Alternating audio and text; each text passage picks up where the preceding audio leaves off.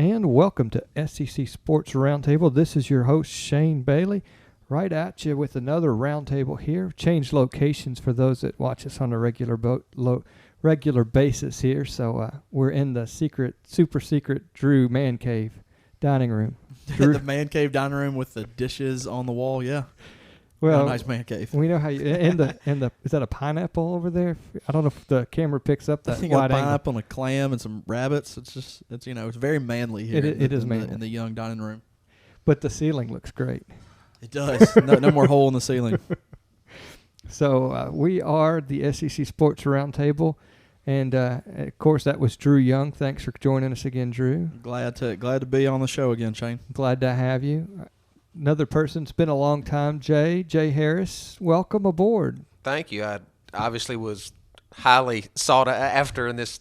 It's 8:42 now. Drew called me about 8:41, asked me to come over, so I'm glad to be here. But that just goes to show how much you wanted to be on here, that in 1 minute's time you came over here to be a third person on He's this lucky. podcast. He's lucky I live close. There we go. So Got to get out of the house sometimes and let those kids run wild. yeah, the good thing is it's just late enough that the wife gets them to bed and then she gets her time by herself. So now you could stay out as late. This could be a 6-hour podcast if we needed to. I'm ready to go. Yeah, we've got about 2 hours of tape over there, so we'll see how long that can take us. Especially with no USC fan, Mark Wisner, our normal USC guy, is back in Japan. So his short-lived trip here wasn't able to fit that in. So we're going around without him. So, of course, this is our two-a-days. We're in week 6 of 7, covering 2 teams from the SEC, one East, one West each week. So as you were able to understand or surmise, we are doing USC and Texas A&M today. So that's the 2 teams we're going to cover. That just leaves the University of Tennessee and Alabama to finish us up. So that's going to be next weekend. And we've got some Alabama folks lined up, and I think Drew's going to get a full slate of volunteers on there as well. So looking forward to closing up 2-a-days just before the season starts. And so with that, let's cover a couple of housekeeping issues. So we've got those out of the way. Stitcher Radio is a great way to follow this podcast on a regular basis. You can just download that app on your device and stream any podcast you want pretty much, and we're on there as well as iTunes. Still pretty high up there. I haven't looked at it in the last couple of weeks, but still holding steady up there, and thank you guys for going there to iTunes and subscribing. We're on YouTube. We do a video version of this podcast every week, so if you want to catch that video version, if that's the easiest way to do that, we appreciate that, as well as we do this live on Ustream. And that's going out there right now as well. And then also we can't forget the website, SECSRT. Have a couple of blog posts up there in the last week, as well as the audio and video versions that you can get there, as well as on Facebook. Our Facebook page is SECSRT, and Twitter's SECSRT. So lots of ways to enjoy and follow and help out the conversation. We look forward to talking with you guys, and reach out there and start that conversation, and we'll be happy to get right back with you on that. But we're going to get right into things today, and the way we normally do the podcast, especially through the season, is we cover any news that's occurred in the week. And so really that's going to be a great topic for us to kick things off, because the number 1 rated team in the country by USA Today has had a little trouble. And so, Drew, the number 1, what most people would say probably is the number 1 defensive player in the country, not going to play football this year. I think that's a pretty big story. Obviously, talking about Tyrann Mathieu, the honey badger, can't stay off the wacky tobacco, and it's synthetic though. Yeah. Now, who was that last year? This is two that was big. him. It was him. This is 2 big blows. Last year, you had the whole Jordan Jefferson situation, which I think bar fight. Yeah, which I think really ended up. I mean, LSU dodged a big bullet, and they actually did fine working through that. And then this year, I don't know how much working through you're going to get. I still think their defense is going to be good, and I think they'll overcome this. But losing, arguably your best player, and what a lot of people say is, I think he finished like 4th in the Heisman voting last year, 4th or 5th in the Heisman voting, losing a preseason All-American. That's just tough to handle that. Yeah, no, it's a huge setback for them, and I mean the Heisman watch list is out, and he made it again absolutely for this year. So he won the Defensive Player of the Year last year. It's a setback, but he wasn't even the best corner on their team. He was a playmaker, obviously. Losing Clay, was it Mo Claiborne? Yeah, Maurice Claiborne. Maurice Claiborne, yeah. He's obviously a bigger loss. I mean, I think it's a 4-strike policy. I don't know if they've come out and said that's what it is, but that means that's his. Well, is it his 4th or his 5th time? Yeah, 4th or 5th time of getting tested positive. So yes, it's terrible, but I mean, my question is, do you get to start all over again once you're suspended? You get 4 more, Maybe.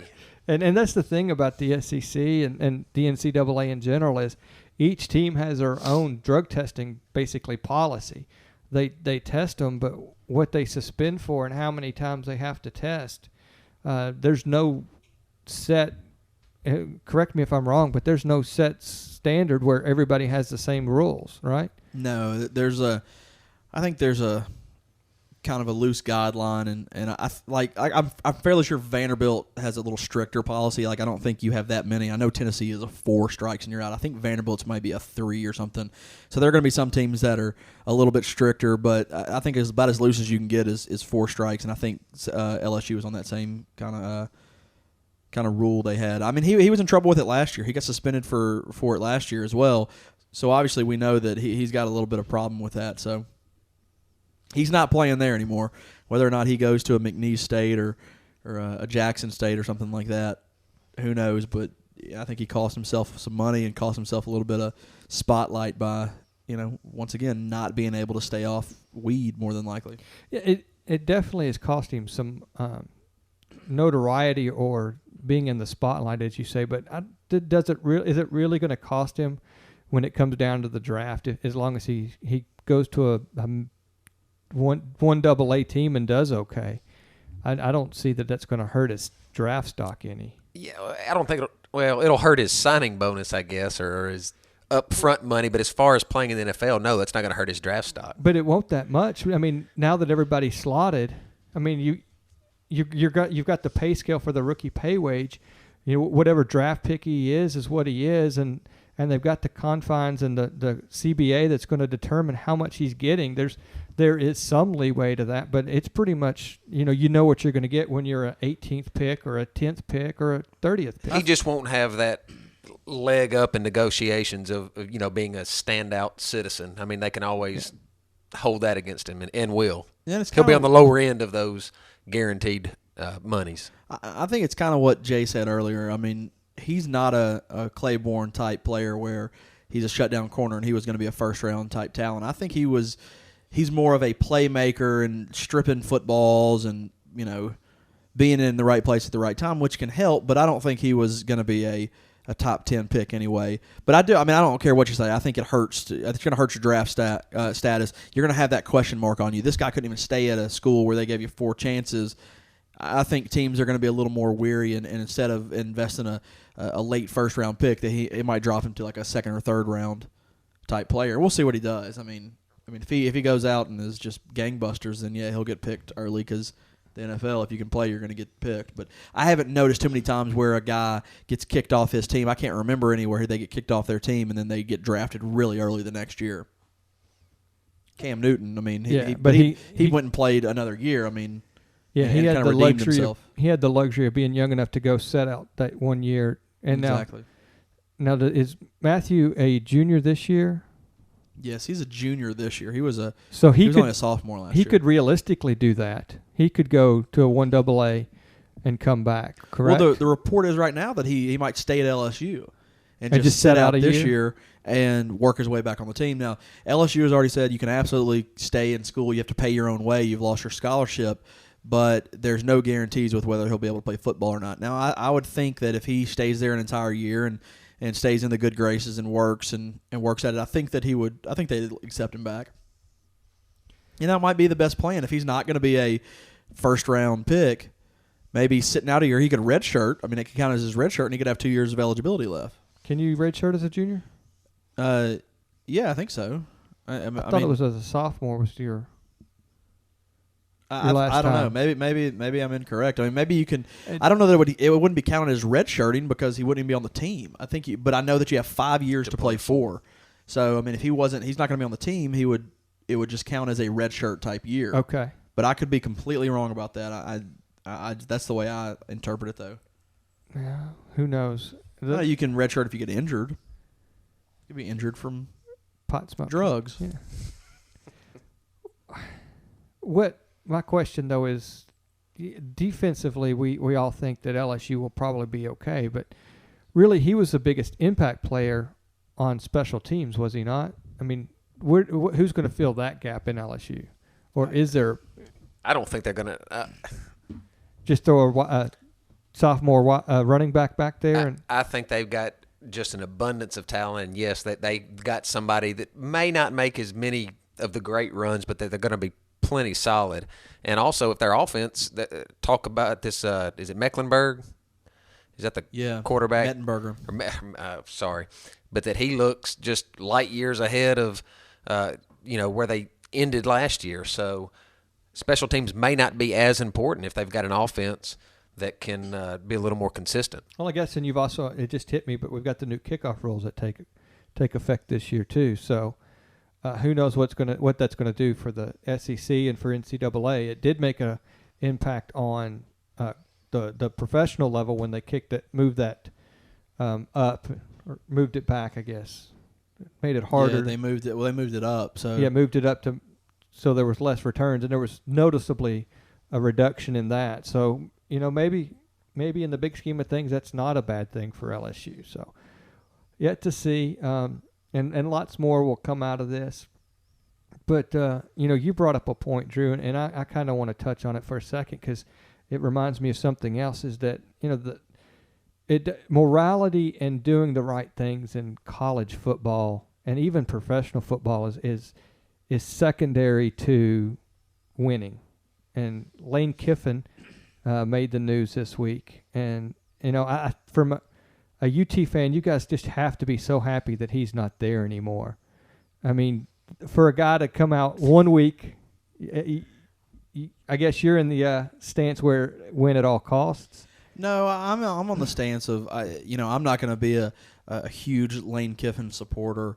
And yes, I like it when he puts his foot in his mouth when he's not at UT. But on the other hand, I kind of understand where he's coming from. That coaches poll, if I'm a coach and I'm close to the top, it is advantageous for me to vote my school number one. Now, I think he was asked a question, do you think you're the number one team in football? And he said, I don't think you could say we're the number one team in football because we haven't, how can you not make one of the SEC teams that has won the national championship 6 years in a row? We're just coming off of not being able to play in a bowl game. They've been there. I don't see how you could say we're number one. Now, that being said, even if I was a coach, and now if I was a coach at Tennessee, I couldn't rightfully put Tennessee as the number one team in the nation. But if I was a coach at USC, even if I didn't think we were number one, I would vote us number one because it's to our advantage to start off the season higher in the polls. Okay, so that's what he got caught. He didn't think anybody would check on it, and they don't normally make that public, and they did. So it wasn't a direct question. Did you vote USC number one? Not that I understand. I think he said I wouldn't vote us number one, which he actually did. But I guess it's kind of two things. One, do you really think that you're the number one team in the nation? And two, did you vote that way? It's like if I was running for class president, I would probably tell everybody I'm not going to vote for myself. But you're going to vote for yourself. Well, of course I'm voting for myself. Well, if that's the way it went down, then the media's just totally misconstrued the way I've read it. I thought that he was asked if he voted for them number one, and he said he didn't. And he might have been. Yeah. Either way, I don't think that's – once again, I just think it's the media and everybody just picks on little stuff that doesn't need to be picked on. I think you can talk about and I don't think here's where my point comes in is like I don't think it's a big deal that these college kids are smoking pot. Now, I wish that they wouldn't do that. I just know realistically they all do it. Where it gets me is you've got a talented as player as Tyrann Mathieu, and he's done it 4 times. At least. Caught, at least. Yes, yeah. Exactly. So that's where I'm like, that's even better caught. Cause you can get caught one time each year in your college career, and he couldn't. avoid that. Because, I mean, you can ask anybody that does drug testing. If I went out and I smoked pot today and in a couple of days I took a random drug test, I probably am not going to show a positive result. I've got to smoke on a regular basis. Sure. For an I'm extended thinking period they're of doing time. urine tests, not like blood tests or anything like Yeah. that. So, I mean, if I were to do that, it's got to really be a lot of THC in your system for that to show up. I mean, it's not just me casually smoking some pot with some friends on a Friday night.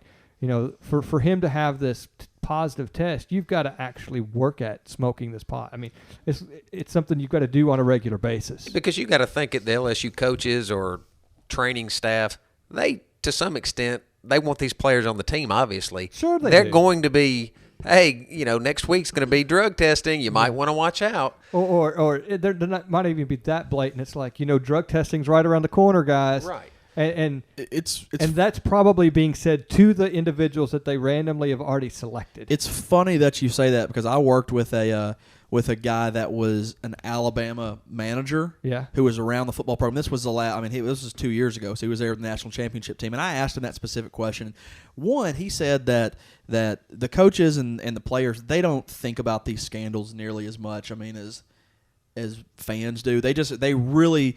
It's so intent on going in and putting in work. I mean, especially at a place like Alabama, it's all about X's and O's.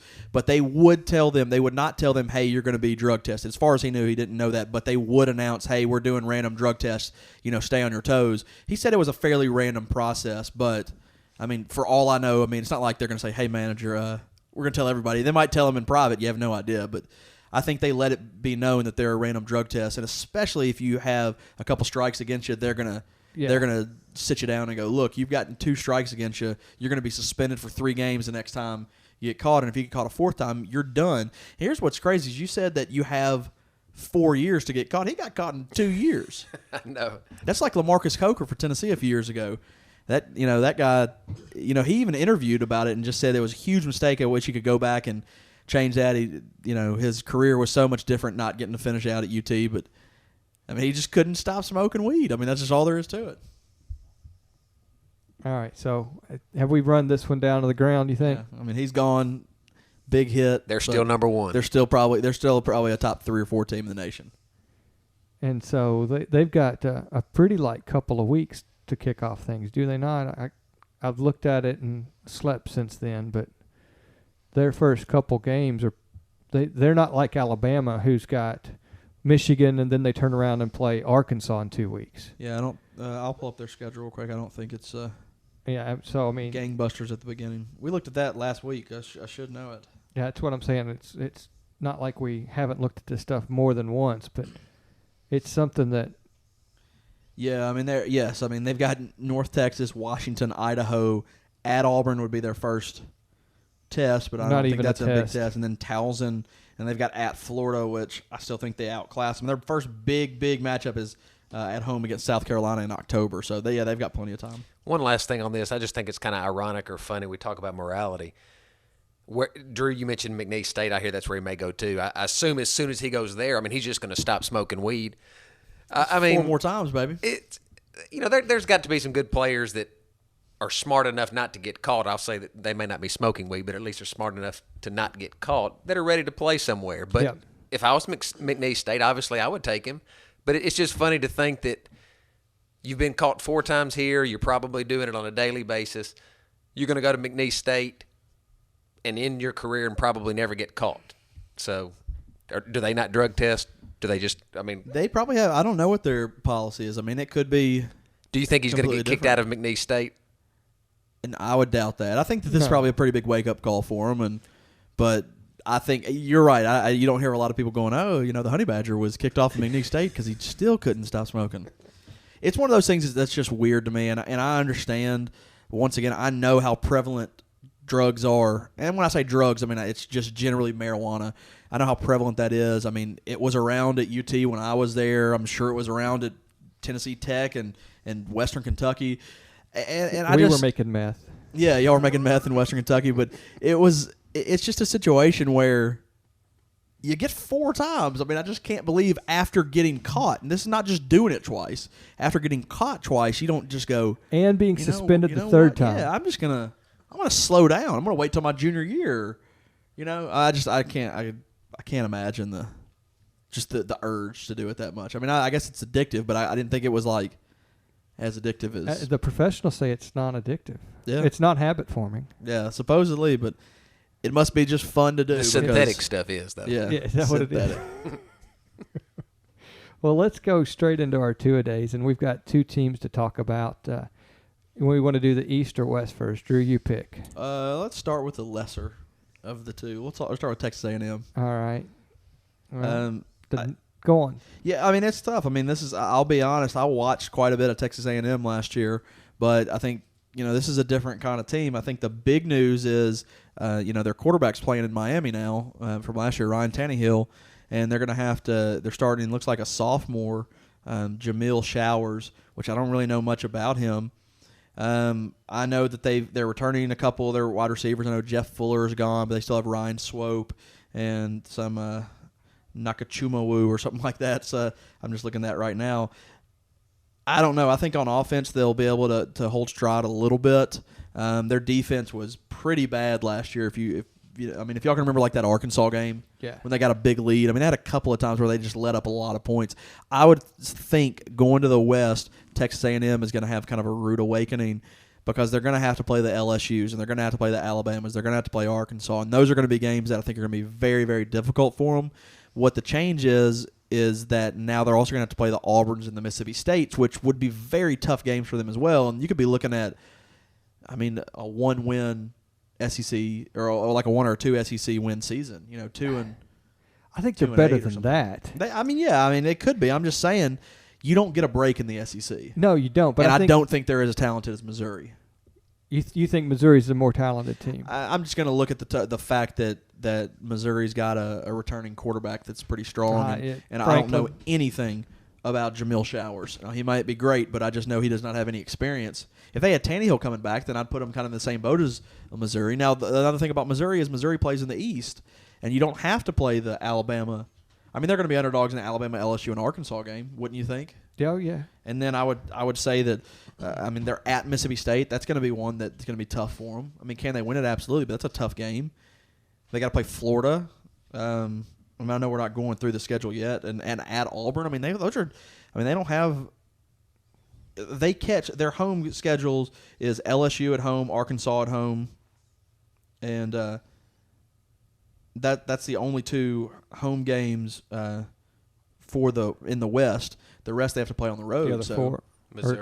Missouri. That's a home game, but that's an East. So I just think that's tough. I mean, you would want to catch an Auburn or a Mississippi State. Those are going to be kind of the swing games, and they're on the road. And I just think it's going to be tough. And I would think if there is a team that could just kind of bottom out, somebody's got to finish in 5th or 6th in the West.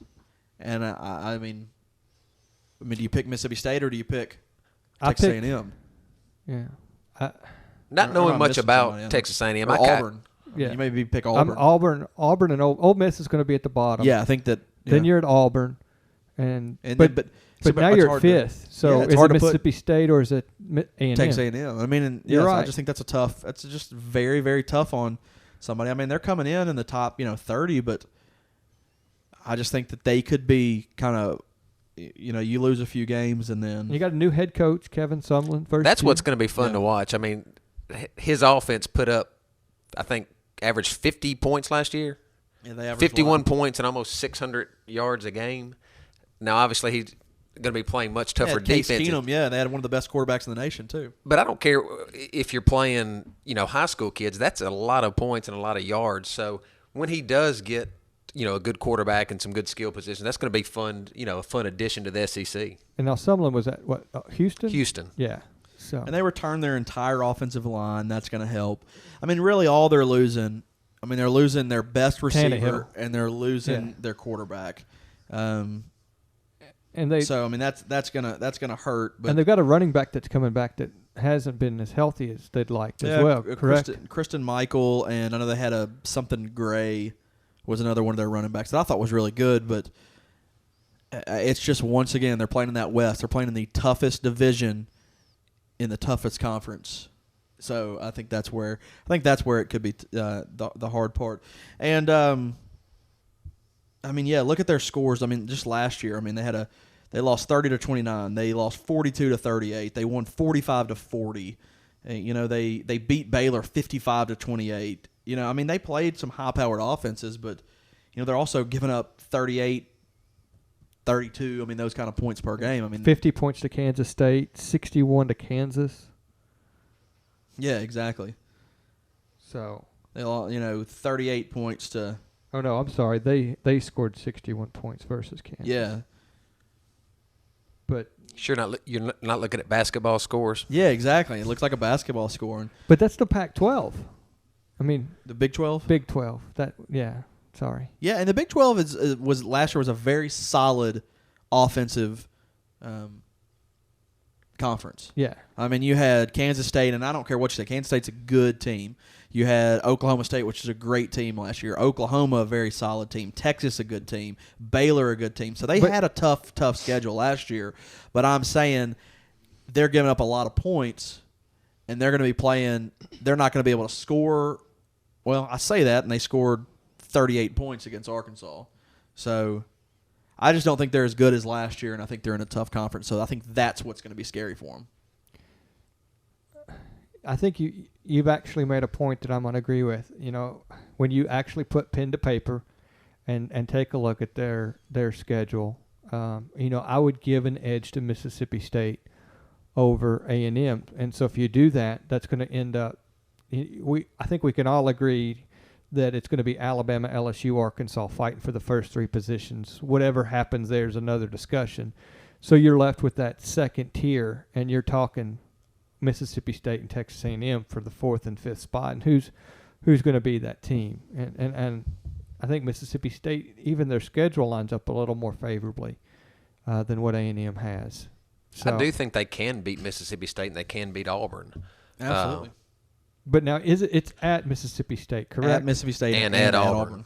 I give them Auburn, but I don't know about Mississippi State. That's an improved team. They've got a lot of pieces back that are. I mean, Blair's going to tell you all about it, but I agree with you, Sean. I think they're in that tier, probably the lower of the second-tier teams. They're obviously not down with Ole Miss right now, but they can beat Mississippi State and Auburn. If this offense clicks, who knows? They could win both of those games and jump up there, in fourth. I doubt it, but it could happen. Well, they have Florida in the East, right? Is that what you said? They play Florida and Missouri. And that's what I think's tough. I mean, and we've already actually talked about this game when we talked about Florida. But second game of the season, you're playing at home against Florida. You're going to open up against Louisiana Tech, which you hope they take care of business. And then you're playing Florida the second game of the season.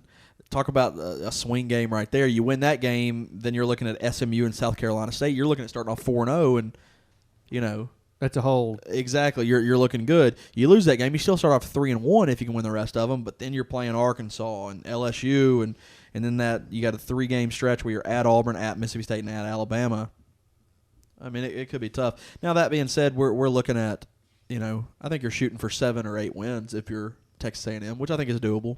Yeah. Well, let's go through that and do that. Look Okay. at them. So I think we all give them La Tech. Yes. Yeah, I think they beat Louisiana Tech. And like you said, week 2 they host Florida. That's the first SEC game and their first real home game. Yeah. What do we think? I'm picking Florida in that game. I mean, they've got a great crowd. They are they're going to be hyped up. I'm going to pick the Aggies. I am too.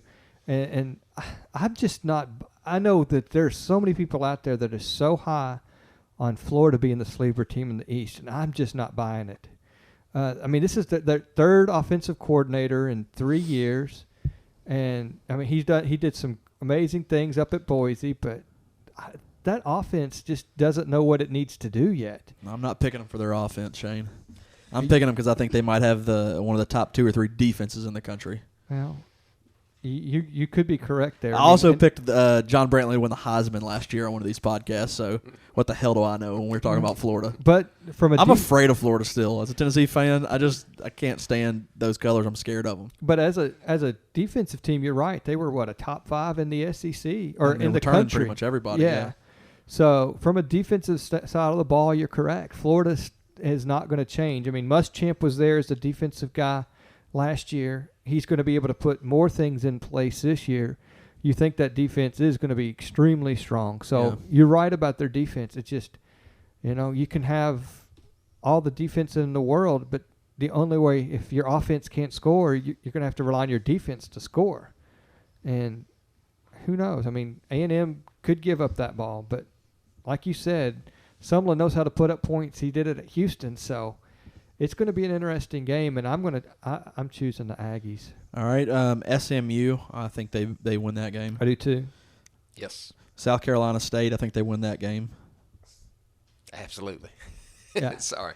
All right, here's a big one. They're playing. I didn't know. I needed to say yes on that. Y'all keep up with your wins. I don't have paper this time. Y'all both have them 4-0. Arkansas at home, I think they're losing that game. I think so as well. Correct. Arkansas wins. All right. Then at Ole Miss, I think Texas A&M wins that game. I agree. Yep. All right. Then they got LSU at home. I think that's a loss. Yes. Yes. At Auburn, I think they win that game. I do too. I'm going to say they're going to lose at Auburn, then win the Mississippi State, one or the other. So one or the other for me. I'm going to say they lose. They win at Auburn and lose at State. Lose at State. Let me switch that around. They lose it. Who's going to win, Auburn or Texas A&M? Texas A&M. What do you think, Shane? Yes, Texas A&M. All right. After all this talk, I think they beat Mississippi State at Mississippi State too. So I got them. I think they're losing at Mississippi State. Loss. All right. At Alabama, I've got them losing that game. Yeah, I do too. Yes. All right. Sam Houston State, I got them winning that one in a barn burner. I think it's going to be a little more than a barn burner. I don't think the fire has to get lit. Yeah. Yes. And then at home against Missouri, I've got Missouri winning that game. I'll take A&M there at home.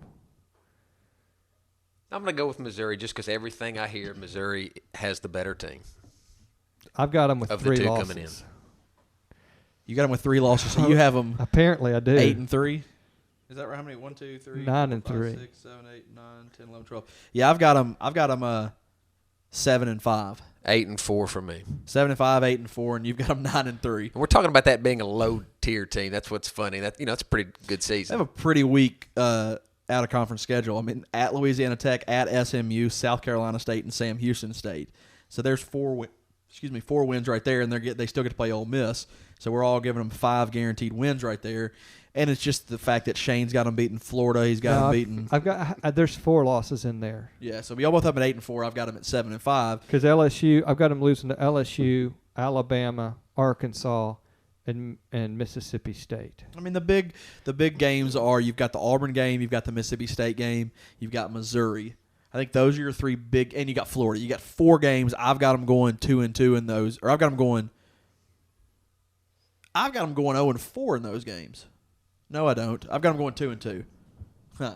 I got Auburn. I got them beating Auburn and Mississippi State. And you I got them losing to Florida. 5 losses. Yeah, right? so it's just those are the big ones. I mean, how many can you win? 3 of that. If you can win 3 or 4 of those, then it's a great season. If you lose all 4 of those, it's a bad season. Yeah. Those are your swing games, in my opinion. And if you look at Vegas over/under on Texas A&M, 7.5. it's 7 wins. Hey. So if y'all both go over, the money is trending to over a little bit, but it's really close. It's like the juice is almost non-existent. It's just -110 for over and -120 for under.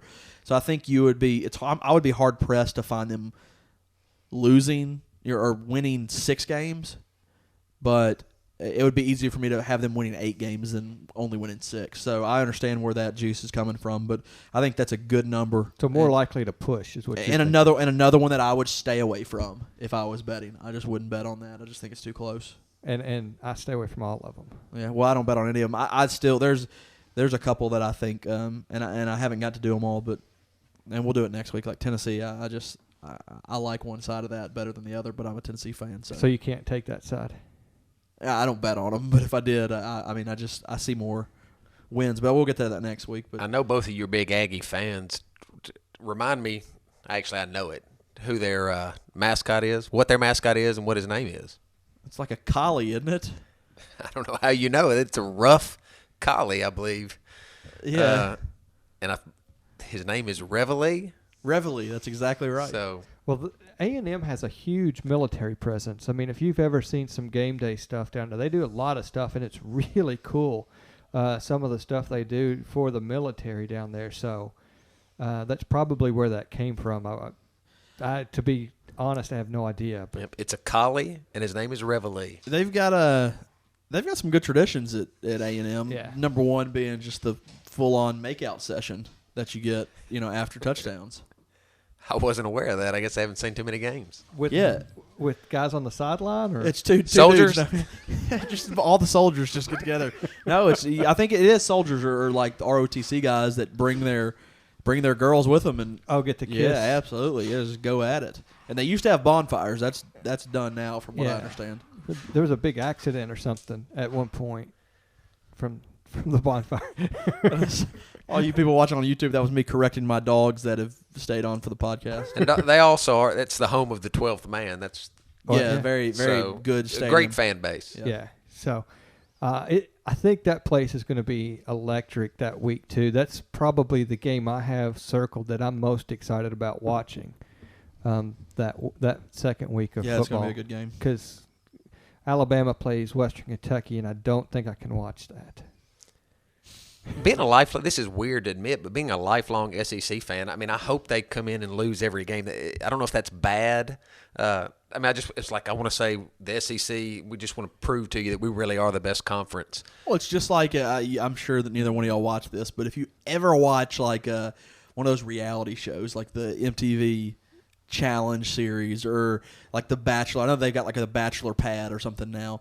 And if you've ever been on the show before and you're considered a veteran, you hate the rookies. And I think that's what we are, is like veteran SEC fans. You don't want Texas A&M to come right in and just be like, oh, this is great, man. It's not hard to play. So now the South Carolina and Arkansas, they're no longer the rookies. Is that what you're saying? Correct. They're off the chopping block. So, okay. I can see that. Although they would probably be off the chopping block anyway because they've been in the league for 20 years.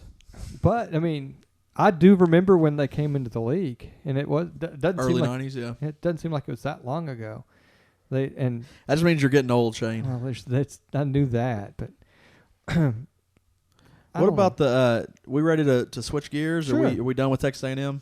Yeah, let's close the book on the Aggies. So I will say this real quick. One thing about Texas A&M that you watch out for: Ryan Swope, number 25, little wide receiver for Texas A&M. Very fun to watch. Wes Welker like. He's a player to watch. Just be fun in the SEC. Could be one of the better receivers in the SEC. And that's all I got on Texas A&M and Ryan Swope. as I'm flipping back, I just happened to notice your quarterback You here. got something else to say about my quarterback? Well, he was in the news again this week. I didn't know if you wanted to say anything about that to defend his chicken skills. All right, at this point, just if you guys want to just go click on last week's podcast and just listen to my exact same comments. I wish it didn't happen, but it's just kids being kids. I'm glad he didn't kill himself or anybody else. When the quarterback starts getting arrested for, felonies, I guess misdemeanors I'm fine with. Felonies I don't like. And I don't really care about felonies either as long as you're winning.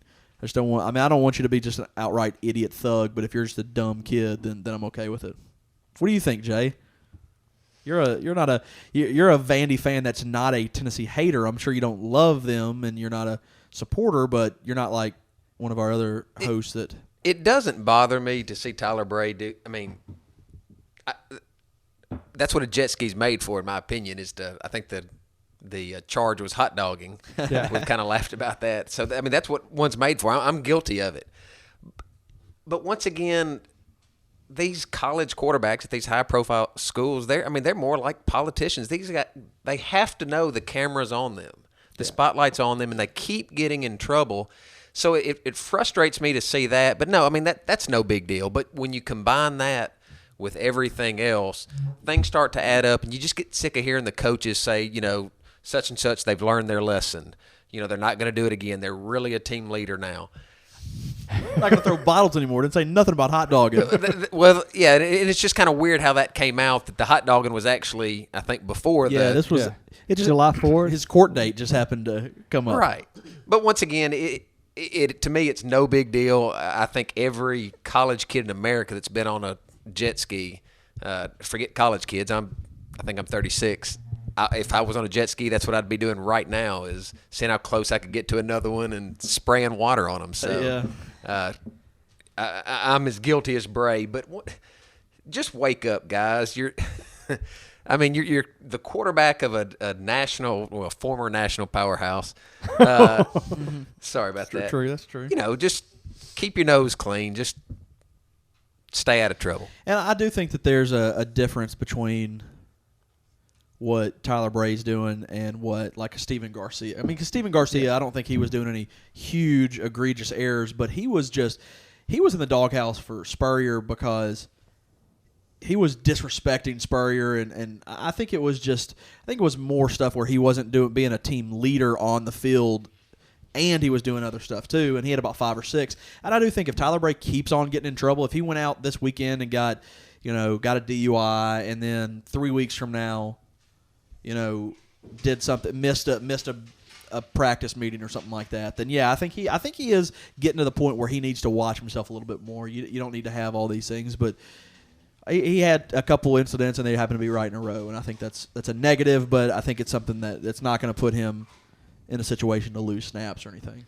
Well, I think what we lose sight of as fans is that today's college student isn't the same as it was 10 years ago or 15 years ago. I heard Eric Ainge on the radio, another former Tennessee quarterback, and he's saying that if he had to live under the microscope that these guys live under, that he doesn't, and he got in trouble. He probably wouldn't have stayed on the team. Yeah, you didn't hear anything about Eric Ainge, and he had self-admitted that he was just a drug painkiller addict and alcoholic. Yeah, the last year or so at Tennessee. And so what you have is, everybody has a cell phone that has a video camera. So anytime you're a player, they know that something might happen. So everybody that has that phone has got it ready to set record. And so they're just waiting for something to happen. And it's not so that it's going to be bad, but so that they could post it on YouTube so they can get some hits and likes and all these other things that they're trying to do for their own, self-preservation, I guess, of their social media. And so we live in a world right now that requires you to have to be careful and to think about everything you do before you do it.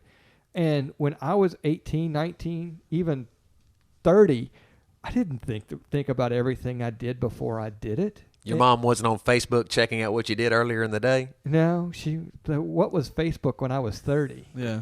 But I went to a school that was 2 hours away from my mom and dad because I didn't want them checking in on me. And now that I'm an adult and I have some small kids, there's no way in hell I'm going to go check on my kids. I've got more important things to do. You just don't want to find out what they're doing. I don't care. I get my life back, when they're in college, you get all that free time that you don't have. And it's not that I don't want to enjoy spending time with my kids. I do. I don't want to sound like that. But I realize now that, that there's only certain things that age can provide you that you just don't get at 18 to 25 because you've not lived it. And you can be told and told and told again until you've actually had to go through it. And the problem is we live in a world that doesn't allow them to do that. So I hear you. So I'm just giving you a hard time because he's a UT guy. You know that. No, I think it's exactly what Jay said. What is anybody going to do on a jet ski? It's not like people take their jet skis out and just run them at 25 miles per hour, trolling for bass or anything like that. They're absolutely made and built to drive fast and turn quick and go close to other things. It's like having a motorcycle. Like if a college age kid had a motorcycle, it's not because they just want to get to point A to point B with gas mileage. They're getting it because they're a badass driving a motorcycle. That's what they want to do, I would think. But anyways, enough of that. Let's go to South Carolina. Number like number 11 or top 10 or 11 team in the nation. SEC East champions last year. Got a lot of people coming back. I don't think they're. I mean, I mentioned earlier that there's a lot of sports people. I know Phil Steele is high on Florida, and he's not buying into South Carolina. And it's just like, what have they lost over last year that they don't have this year to make us think that they're going to be bad? They lost a receiver. Yeah, they lost the best receiver in the SEC. But they're getting their running back, who was arguably the best running back in the SEC. Possibly, they are getting back maybe the best running back in the nation. So I mean, I think that would balance out if you want to weigh those options by getting Lattimore back, and he's been practicing. He's got pads on, and all indication that he's going to be ready to go come week 1. And they found a quarterback halfway through last year that actually played. I mean, I'm sure that you didn't think that you would get your stability from Connor Shaw last year. I remember laughing. We laughed about it when he came in because he couldn't throw the ball. He just ran it a few times, and then towards the end of the year, he started throwing it and looking good, especially in that bowl game. And you're also getting a coach who's Steve Spurrier, who's actually changed his game plans to work around Connor Shaw's strengths and allowing him to have some of those options where he can tuck that ball and run, where I don't think you would have seen that a couple years ago from Spurrier. He would have tried to make him the quarterback that he wanted versus the quarterback that Connor Shaw is. And so he's doing a better job of working with what he has. I mean, we'll look at their schedule here in a little bit, but I think it's going to be a fairly favorable schedule if you compare it to Florida and Georgia. Maybe you can pull those two up. No, their schedule is going to be harder than Georgia's for sure. Yeah, that's right. Georgia got lucky again this year, but what about Florida? Florida has on the West. We said they have A&M. You're not gonna have a much tougher. I mean, out of the West, South Carolina's got LSU and Arkansas. All right, and Florida's got A&M and whoever else they got. They normally play LSU. Don't they normally play LSU? Yes. Yeah. So they'll have LSU and A&M. Yeah. So they're gonna have a tougher schedule than Florida. Well, Florida's got Florida State as well, obviously. South Carolina's got Clemson. Clemson's going to be a good team. I think it's a tough schedule. I think just the big thing is they're a good football team. They're returning a lot. The question marks are, I still think, what kind of progression is Connor Shaw going to make? Is Marcus Lattimore back completely healthy? I mean, generally a torn ACL, it's going to take it. He's not going to be the same running back he was at the beginning of last year. And then on defense, I think losing a Melvin Ingram is big for them. They still have Devin Taylor and Jadeveon Clowney. Their secondary is somewhat new, with only one returning starter, but I think they'll be strong. I mean, South Carolina's had good recruiting classes, and they've been solid on defense the last 5 years. So I would say that they are the team to beat in the East, but I don't think that's a huge gap between – I don't think there's a huge gap talent-wise at all between them and Georgia, except for Georgia's all their players are suspended. Or off the team. And then Florida, I think Florida can just – I think it's more fun to pick a sleeper team like Florida than it is to pick a team that won it last year. Yeah, I think my quick take on South Carolina, I think their emergence in the last couple of years is not because they have gotten so much better. I think the East is actually, come back down to their level. I'm not a South Carolina hater, but I've never just been overwhelmed, with them. They're obviously solid. They're going to win. It's funny, I'm saying that I don't think they're a great team, and then they'll win 10 games, 9 or 10 games, but I don't think Lattimore will be the same. His style of running, I don't think any runner, any athlete, any skill position is ever the same after they have that injury. He's going to be very good, but I don't think he's going to be the same running back, that we saw last year and then obviously the year before. I guess that's my quick take. Yeah, I think that's a good point. I mean, I've never had a surgery like that, but I think once you get hit and realize you're okay, things start to change. You start to go back to what you're used to, what you're comfortable with. You realize that your knee is okay, that you are able to take the pounding and the abuse. And otherwise these players wouldn't come back and perform as well as they do. Now, I do think he's going to be tentative, and I think it's going to be, soft, and that might play well for you since they get to start off with Vanderbilt. 17 days. 17 days. So you going to be there, Jay? I will be there. Got an extra ticket? I could find you one. You gonna sneak in a sign up there to? I won't have a sign. 'Cause I'll be there. Game day will be there, right? Is that right? They'll have some people there. I mean, Yeah, I that's the think- ESPN. It's the ESPN game. night. I guess I don't know if that's. You'll have not the game day. But Game I day. think you've got you'll have Herb Street making the 15-minute drive, won't you? That is true. Herb Street's a Nashvilleian. He'll be there. I won't. I'm not a sign person, so I will not have a sign, but I'll Caldwell definitely be will. there. Caldwell will, and probably obstruct my view. So You sit on the same side as Caldwell. don't I you? sit about 30 rows behind Caldwell. Caldwell's like on the second row. Isn't he? Caldwell's close. Yeah. I think he is on the second row. I think our row is 48. I don't know. I think I can remember that. Yeah. So I've gone in those seats quite a few times. So yeah. Not bad seats. no, very good seats. Not tough to. It's not many bad seats in a 38,000 seat stadium though, is there? 41,000. No. Standing room only. And they've got new turf and a new Yeah, a screen new and, turf. I mean, I guess I really didn't understand all that. Obviously, you always hear about the injuries of turf, and they went to that just so they could practice year round, all kinds of weather, not have to worry about the field. The Jumbotron is up. Apparently, that's a Is there a new? So what? I don't even know the new additions to. that in the north end zone. You know, they fooled around. They had bleachers. Then they brought in tents is that where the last year. Commodore Club is? I think that's what where it That's the open used to be. end zone, Now it's right? going to be big. Yes, mounds where people can just Sit in a chair I guess sit in a chair with a state of the art jumbotron. So right behind them. right behind them. So James Franklin's getting what he asked for. There's only so much you can do with a 41,000 seat stadium, like you Yeah. said. But What he needs is He needs there's about nothing 10 wrong with wins. 41,000 seat stadium. The problem is generally it has about 26,000 Vanderbilt fans in there, and I Well, would say that's being very generous. 60% of them are just old people that don't stand up. that is being very generous. Do y'all not have 26,000? You don't average that? No, because they might average that, but half of that's going to be the opposing team. Yeah, absolutely.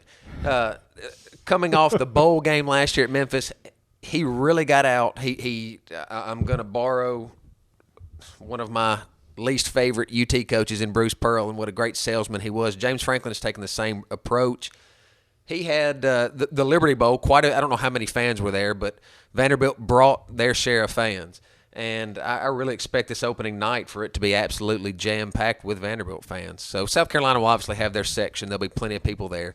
But, it'll be a full stadium. It'll be as good a first game from a fan standpoint as I probably have ever seen.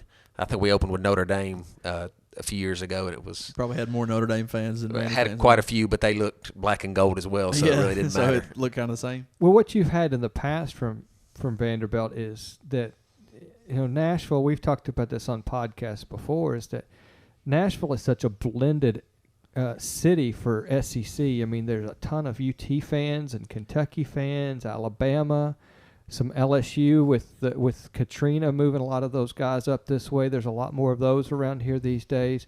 A lot of Mississippi State and Ole Miss. And so what you have is you have all these different other schools buying season tickets to Vanderbilt so they can watch that one game of theirs. And so I think you're starting to see less of that. And I think it also just goes with the fact that if Vanderbilt had, 10 years in a row of winning, I think that the fans would get a little more fanatic about it. Here's the thing is, you're not going to get Jack Hall is not a bigger Vanderbilt fan than Jay, but I've numerous times I'll go ahead and say this, I have paid to get into one Vanderbilt sporting event in my life ever, and I paid $100 for a Tennessee versus Vanderbilt basketball Who ticket. won that game, Drew? About 3 years ago, and Tennessee got beat by like 40. I mean, they were down like 28 to 3, and I'm sitting there going, I just spent $100 to get into freaking Memorial Gymnasium in a horrible seat too. Is that second row where like it looks like you're watching on like a flat screen TV. It's horrible seats.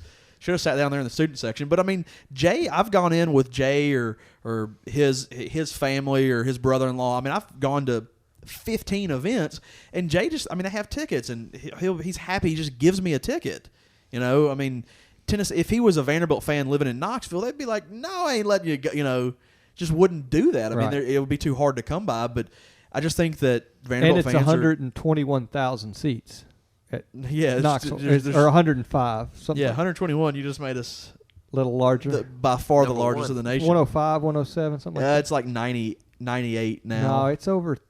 I mean, you can still get there. I mean, they do. Okay. I think when they do capacity, they include like the players and stuff too, and the officials and people under there. But I know we've gotten way, way off topic, and we're probably running a little long. But That's okay. I mean, we are talking about week 1 game, so. yeah, it's a long time.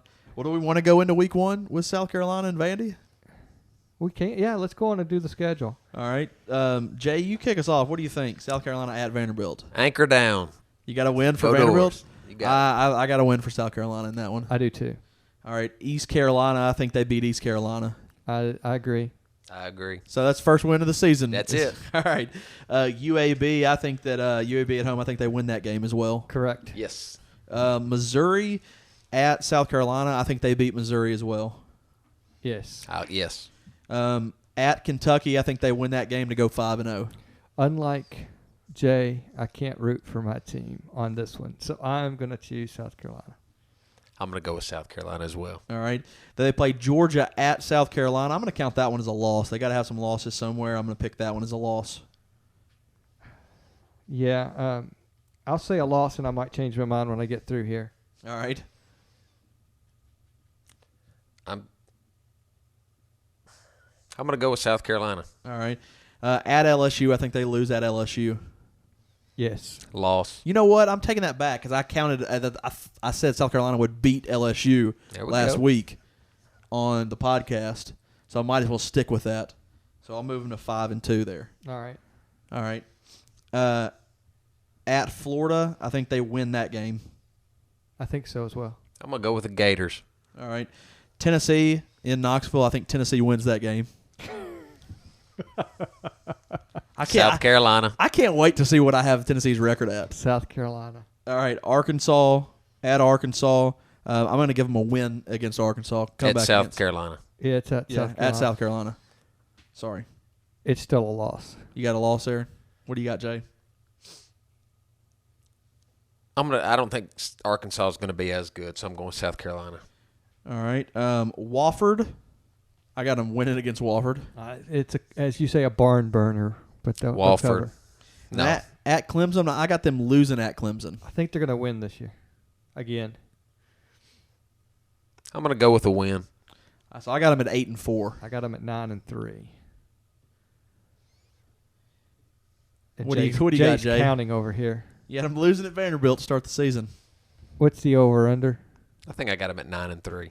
8.5. So right on it again. Yeah. I mean, I think that could be right. I think they're, and if we, as talking about the swing games there, I mean, I think that the Vanderbilt game's a swing game. I mean, they're going to have Missouri a swing game, Georgia, Florida. Tennessee. I do think that Tennessee and Clemson. I mean, those games could go. You go 4-2 in those games, and then you're going to still have to play Arkansas and LSU. That's 8-4. Yeah. And I think that going 4-2 in those games is pretty realistic. Now, I think it's much more likely that they win all of them and then they lose Georgia and Florida. But I would love it if they won all the other ones and lost Tennessee and Vanderbilt. It'd make my day. So we've all got them kind of in the same range, and I think that I think that they've got a good squad, and I think that they could go 10-2, but I think they could also go 8-4. Now, let's talk about this now that we're basically done with the East and West. Do you think 10-2 is going to get them number one in the East? Because I'm not going to count what your record is on Tennessee, because you might have them 10-2. That No. probably has them beating Georgia if you're. Yeah, I mean, it depends. I mean, if they go 10-2 and they lose to Georgia and Florida, then So that means they're going That's to win gonna be against tough. Arkansas and LSU. That means- LSU, yeah. yeah, I mean, if they lose against, if they're losing I'll against, give you one of those. So I'm going to say let's say against Georgia. Let's say they lose against LSU and they lose against Georgia. So that's going to get a 10-2. win against Florida. Yeah, who does Georgia have? So then we look at Georgia's schedule. Georgia's got like Auburn That and means Ole Georgia Miss. would have to lose 3 SEC games to not go. That means they'd have to lose. And Georgia, I mean, they're already winning South Carolina, which is their toughest game. God, listen to their schedule: Buffalo, Missouri, FAU, Vanderbilt, South Carolina, Kentucky, Florida, Ole Miss, Auburn, Georgia Southern, Georgia Tech. Yeah. I would say no if that was the case, because I don't see if they win that South Carolina game, that means that They might have one Georgia loss. would have to lose. Why don't they have Tennessee on the schedule? Well, I can assure you they play Tennessee, so this schedule I'm looking at from Lindy's website is incorrect. They just don't have that game in there. They got all the other ones in there. That means that Georgia would have to lose to a Missouri, and they'd have to lose to Florida, and have to lose at Auburn. I mean, it could happen, but I would say if they go 10-2, but they beat, and they lose to Georgia, then they would need some help. They got Vanderbilt and Tennessee at home. Back to back. Back to back. Vanderbilt, Tennessee, then at South Carolina. Yeah. Yeah. So, I mean, I guess to answer your question, Shane, it depends on who they lose to. They go 10-2 and they lose to LSU and Arkansas, I think, yes, they're in the catbird seat. If they go 10-2 and they lose to a Georgia or Florida, then they're going to need some more help. It's hard to win the SEC losing 2 games and one of those games being against. That's what Tennessee always fell into. Tennessee always went, when I was growing up, they always only lost one SEC game, but they lose to Florida every year. And Florida would still get tripped up, but that means Florida has to lose 2 games because they have the tiebreaker over Right. them. Every year's fun. This could be a pretty neat SEC East season because, I mean, you really don't know about Georgia, Florida, Tennessee, maybe. I mean, I think that's a huge stretch. I mean, that's a stretch, but I mean, it could happen. I mean, look at the season. Like Philip Fulmer second to last year.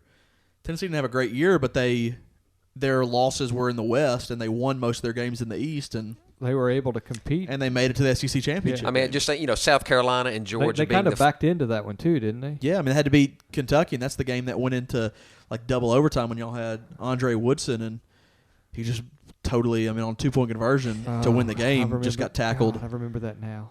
Freaking at like the 3. I was just going to say, with Georgia and South Carolina being the front runners or the favorites, would it surprise either of you if Florida won the East?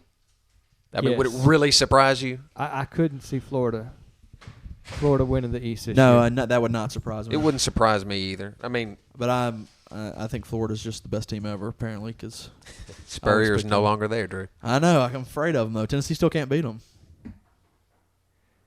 All right. Well, I guess that's it. We've looked at South Carolina. We've looked at how they might finish in the East. I don't think A&M deserves any type of. We've already kind of figured out where we think they might fall in the West, in the middle of the road there. So next week, you're gonna make sure you tune in. It's going to be a fun-filled afternoon of Tennessee, Alabama. So should be some good conversation there on the podcast.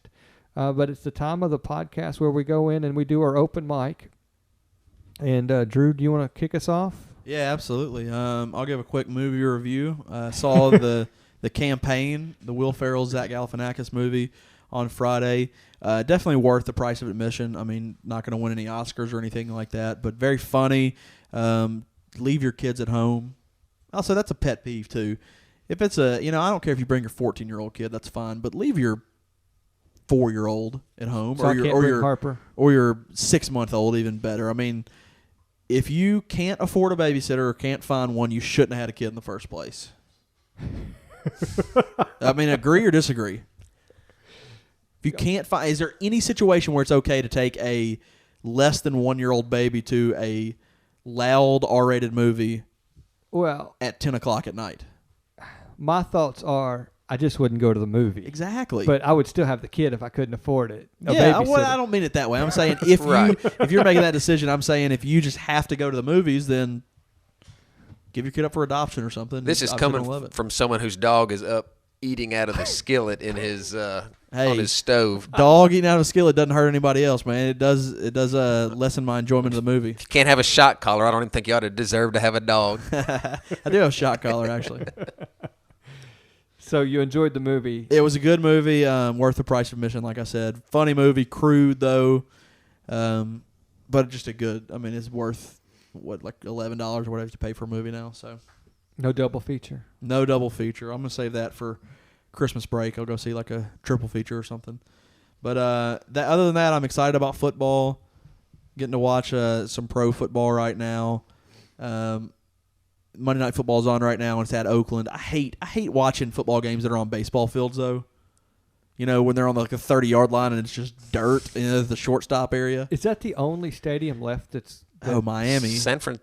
No, Miami's got their own baseball Am park. I thinking San Francisco? Yeah, that does. just changed. You're right. Is it just Oakland? San Fran's got San it. Fran? Okay, I thought Yeah, No. they play like a Pac Bell, don't they? They've got their own now that because San Francisco plays at Com America or whatever. You know, with the Cove and Barry Bonds, they don't play at Candlestick anymore. There's Pac Bell. But they don't play. The football team doesn't play there. Let's go with San Francisco 49ers. But before that was the Stadium. big ones: Miami, San Francisco, and Oakland. Cincinnati did it for a while. When I don't remember that. It says they play at Candlestick Park. It's like New Candlestick. They built a new one for the football. Y'all start talking. I'll Google NFL stadiums with baseball fields. All right, and so the Reds used to have it because it was that same cookie cutter white round building, you know, like the St. Louis Cardinals had. Right. You know, they all had it in the 70s. That same layout basically. So the Reds played and the Bengals played on it, but it's been a while back. I think Oakland's the only team left that we do that. While he's looking at that, Jay, anything you want to talk about on the open mic? Drew mentioned it kind of in a tweet earlier today. I'm kind of bummed that the Olympics are over. I mean, that's an awesome 2 weeks. I root for any USA athlete. I don't care and I immediately become an expert at badminton, ping pong, archery, the javelin. I just feel like I know every sport now. It's a fun time. Football will get me over my sadness of the Olympics being through, but just kind of a fun time. It's sad we only get it every 4 years, but that's probably what makes it so great. So I think it is, and I'll say what I'm a little upset that I didn't watch near as much of it as I would like to have. But what I'm going to be more excited about is what happens in 4 years. Do you have the information? Yeah, I think the Raiders are the ones. I think you're right. I think Miami did, but this year you're right. Miami moved into a new stadium, so there's going to be another one. did San Francisco ever play on a baseball field, or am I making that up? Yes. No, they absolutely did. Okay. Before they had the new baseball field, they all played at Candlestick, and then San Francisco built a new Candlestick Park, or they completely renovated the one that was there. Because remember, the wind was awful, and it was an awful place to play football. But back to the Olympics, I'm more excited that what's going to happen in 4 years, because I'm a huge fan of who needs tape delay. You know, I mean, why save the stuff to watch it at prime time? Let me stream it live. They did a good job at that, but just show it on TV. Be done with it. If you want to do your fluff pieces, that's great. But I mean, like Drew said, he had to stay off Twitter basically for 2 weeks so he wouldn't know what's going on. And It's not just Twitter. You can't go to any website. well, that's true too. And next year it's not going to matter. Or in 4 years it's not going to matter because Rio's going to be in our time zone.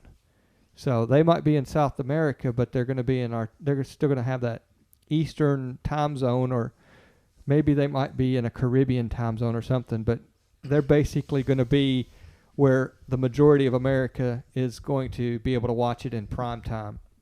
And the events are going to be prime time. So all this talk and turmoil that people have had this year, because 4 years ago when it was in Beijing, we didn't have Twitter the way it is today. And who knows what it's going to be like in 4 years. But the advantage is all of it's going to be live. We're going to be able to see it, and it's not going to be an issue.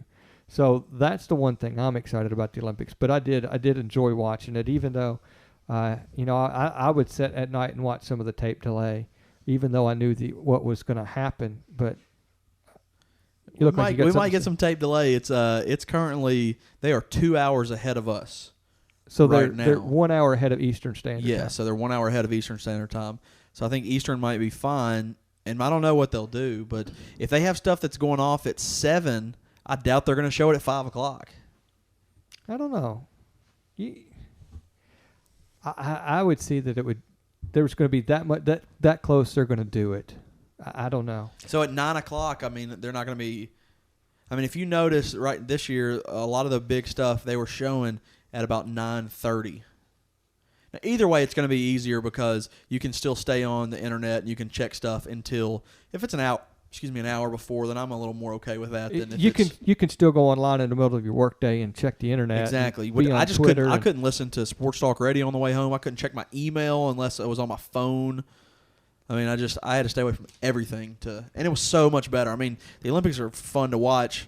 Like, I know Usain Bolt won. I want to watch, see how he did it, but it was just so much better not knowing. I mean, the gymnastics and the swimming. I mean, it was night and day difference by not knowing. And Michael Phelps, end of Michael Phelps, he's going to retire. So. Yeah, supposedly. I think he'll be back. I don't think so. And I'll tell you this, there's some good Olympics going on in London, but Jay and some of his coworkers, they have their own Olympics.